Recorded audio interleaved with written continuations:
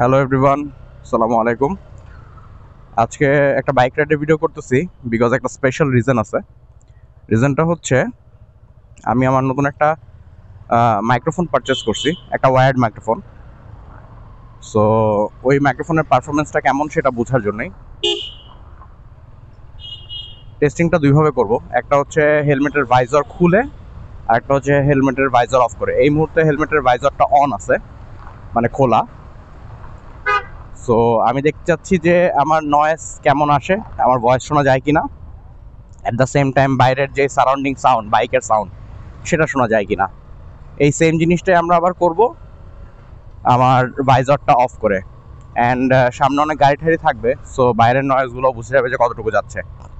এর আগের ভিডিওগুলোতে আমি যখন করেছি মাইক্রোফোন না থাকার কারণে আমার বাইক রাইডের সময় কথাবার্তা বোঝা যায় না, অস্পষ্ট আসে, উইন্ড নয়েজ আসে। অলদো আমার ক্যামেরাতে উইন্ড নয়েজ রিডাকশনের সিস্টেম আছে, কিন্তু হেভি বাতাসে সেটা কাজ করে না। সো এটা একটা প্রবলেম।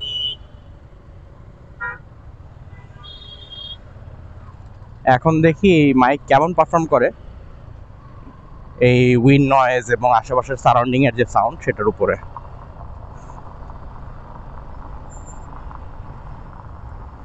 আমি এখন আছি হচ্ছে বসুন্ধরায়, 300 ফিটের রোড দিয়ে বের হচ্ছি। অ্যান্ড মাইক্রোফোনের প্লেসমেন্টটা একদম মুখের কাছেই, ভাইজরের সামনে। মাইক্রোফোনটা তারের মাধ্যমে ক্যামেরার সাথে কানেক্টেড। আসেন এখন সেম টেস্টটাই করি ভাইজর লাগাই দিয়ে।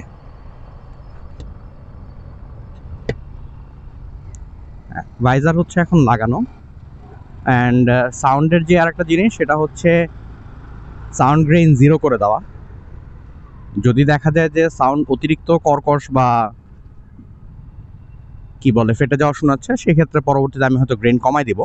বাট এই মুহূর্তের জন্য 0 গ্রেইন দিয়ে কাজ করতেছি, দেখি কেমন দেখা যায়, কেমন শোনা যায়। এই সাউন্ডটাই আমার পরবর্তীতে রিভিউ হিসেবে কাজ করবে অ্যাকচুয়ালি। এখানে উইন্ড নয়েজ থাকবে অনেক, বিকজ আমি 50-60-এ চালাচ্ছি।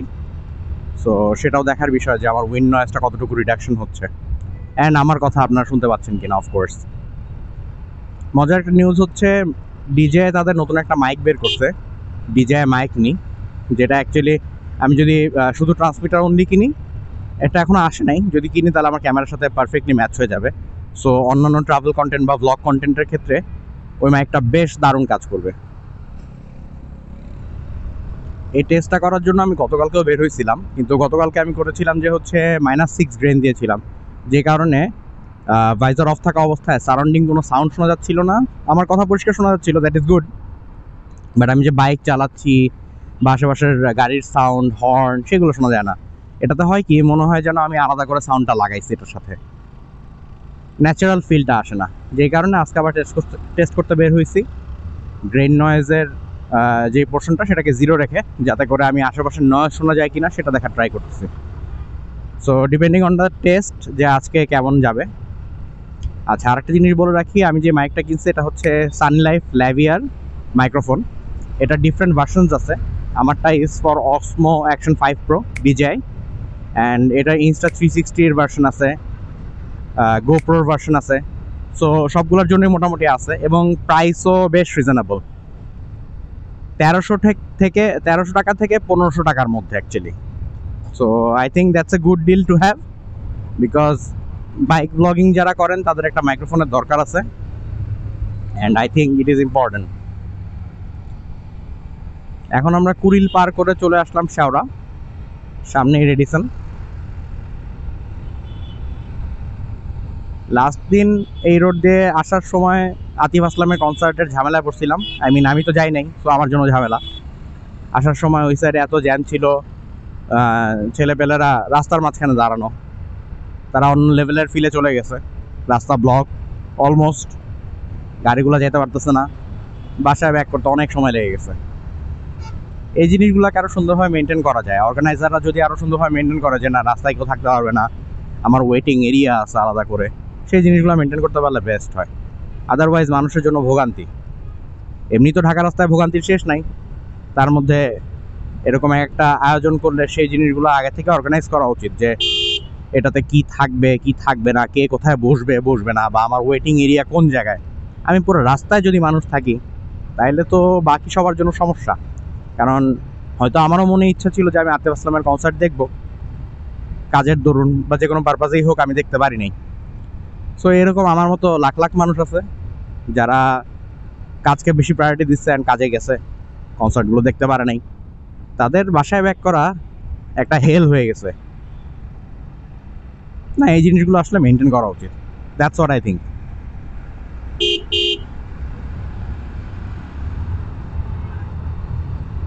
আমরা এখন চলে আসছি কাকরির আগের যে ফ্লাইওভারটা, সেখানে বেশ ভালো উইন্ড নয়েজ। এই জিনিসটা চেক করতে হবে যে উইন্ড নয়েজটা কতটুকু এটা রিডিউস করতেছে।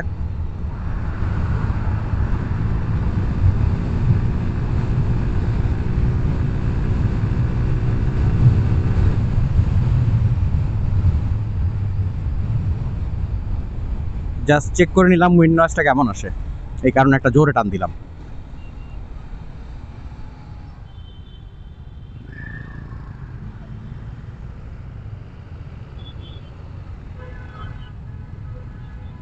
এই যে জ্যামের এরিয়ায় চলে আসছি, নেভি হেডকোয়ার্টার। এখান থেকে জ্যাম শুরু হয়, নেভিদের গাড়ি বের হয় যখন ওরা এখানে একটু ব্লক করে রাখে। অ্যান্ড সামনে তো বনানীর কবরস্থান থেকে জ্যাম থাকেই। এখানে একটা ভালো জিনিস হচ্ছে বিভিন্ন জায়গার হচ্ছে যে ইউটার্ন পয়েন্টগুলো, ওইগুলো বন্ধ করে একটা নির্দিষ্ট জায়গায় করে দিছে। সো কিছু কিছু ক্ষেত্রে দেখা যায় যে জ্যাম পাওয়া যায় না। কিন্তু ঢাকার রাস্তা আসলে আনপ্রেডিক্টেবল, অনেক আনফর্চুনেট ইভেন্টস হয়। যেমন মহাখালীর দিকে প্রতিদিনই অলমোস্ট প্রতিদিনই গ্যাঞ্জাম লেগে থাকে, কেউ না কেউ আন্দোলন করে। হয় সে রিক্সাওয়ালা, সেদিন দেখলাম অ্যামাজন পে চাই, এটাই আন্দোলন। 200 মানুষ, 250 মানুষ, কি ব্যাপার? অনেকক্ষণ চিন্তা ভাবনা করতেছে কি এটা আন্দোলনটা কি নিয়ে, তারা অ্যামাজন পেতে কি চায়, বা অ্যামাজন পে তাদের সাথে কি এমন খারাপ কাজ করছে যে আন্দোলন করা লাগতেছে। তো বুঝলাম যে এই মুহূর্তে আন্দোলনের টপিক আর কি শেষ হয়ে গেছে।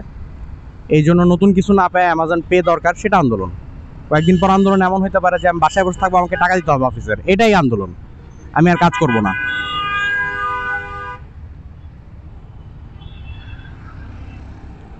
এই এটা থামানোর জায়গা। ছাগল, এই যে এই যে ছাগল কতগুলা, এই ছাগলগুলার জন্য মনে করেন যে আজীবন জ্যাম লাগে। ফাঁকা রাস্তা, বাস থামানোর জায়গা না। আমার মন চায় আমি কোনো ইন্ডিকেটর দিব না, আমার যেখানে খুশি আমি সেখানে থামাবো। এই this is how Bangladesh works. মানুষজন যদি বাংলাদেশের বাইরে থেকে দেখে তাহলে বুঝবে যে বাংলাদেশের ড্রাইভাররা কতটা এক্সপার্ট আর কতটা ইন্টেলিজেন্ট। ইভেন দো এটা একটা বাস পার্কিং এরিয়া না, ও বাস থামা রাখবে। ইভেন দো এটা আমার যাত্রী নেওয়ার জায়গা না, আমি যাত্রী নিব। এখানে প্রত্যেকের বাপই হচ্ছে, বুঝেন নাই, অন্য লেভেলের পাওয়ার।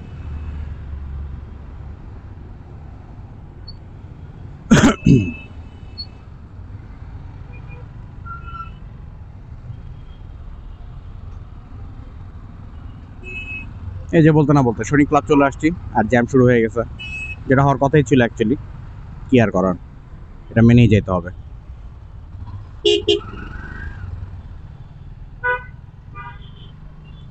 আমাকে কমেন্ট করে জানেন যে আমার মাইক্রোফোন সহ সাউন্ড বেটার আসে নাকি মাইক্রোফোন ছাড়া। আমি দুটারই এক্সাম্পল দিয়ে দিচ্ছি।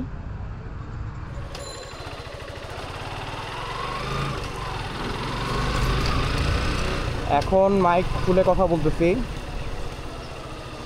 এটার জন্য আমার দরকার হচ্ছে হেলমেটের ভাইজার অন করা। হেলমেটের ভাইজার অন না থাকলে সাউন্ড আসবে না, অ্যান্ড এটা খুব বাজে দেখা যাবে। ওয়ালটনের সামনে আছি, আশা করি আমার সাউন্ড আপনারা হালকা হইলেও শুনতে পাইতেছেন। উইন্ডের সাউন্ডটা কেমন হচ্ছে আমাকে জানান।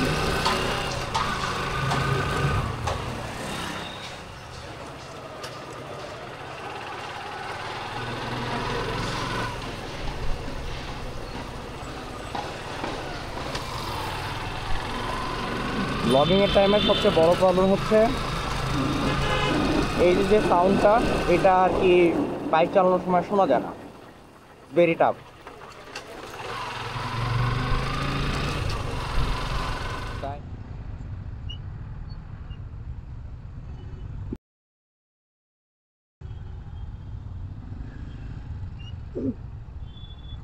তার মধ্যে মনে করেন যে ক্যামেরার ওজন আছে 150 গ্রাম বা একটু বেশি 174 গ্রামের মতো।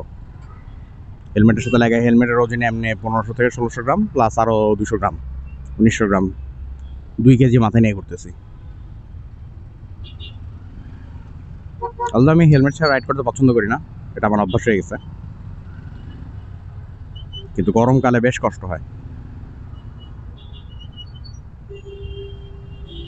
মাঝে মধ্যে মন চায় যে একটা হাফ ফেস ভাইজার কিনে নিই, হেলমেট কিনে নিই।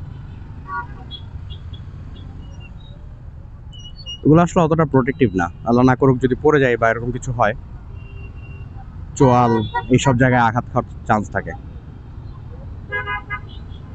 এই কারণে ফুল ফেস আমি অলওয়েজ প্রেফার করি ফুল ফেস, কিন্তু ওই যে বললাম যে গরমকালে হচ্ছে বদ্ধ লাগে, গরম লাগে, খারাপ লাগে, ওই প্রবলেমটা হয়। এখন শীতকাল চলে আসছে, অলমোস্ট খারাপ লাগতেছে না। But at any cost I would suggest যে আপনারা ফুল ফেস হেলমেট কিনবেন, অ্যান্ড একটু ভালো দেখে ডট বাই সি সার্টিফাইড এরকম দেখে কেনা বেটার।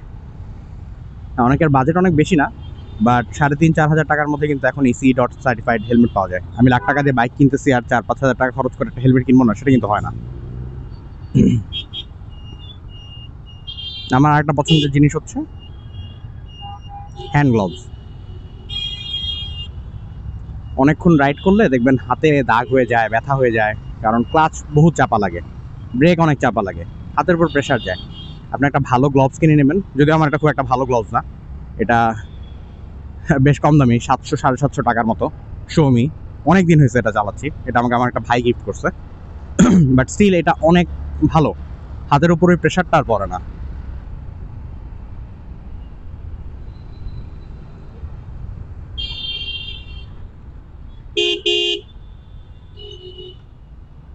এই তো মহাখালী ফ্লাইওভার, বাংলাদেশের প্রথম ফ্লাইওভার, এখানে চলে আসছি। এখানে জ্যাম থাকবে না এটাকে হইতে পারে।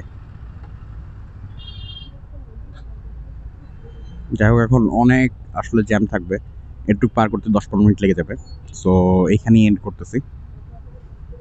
Thank you everyone for watching.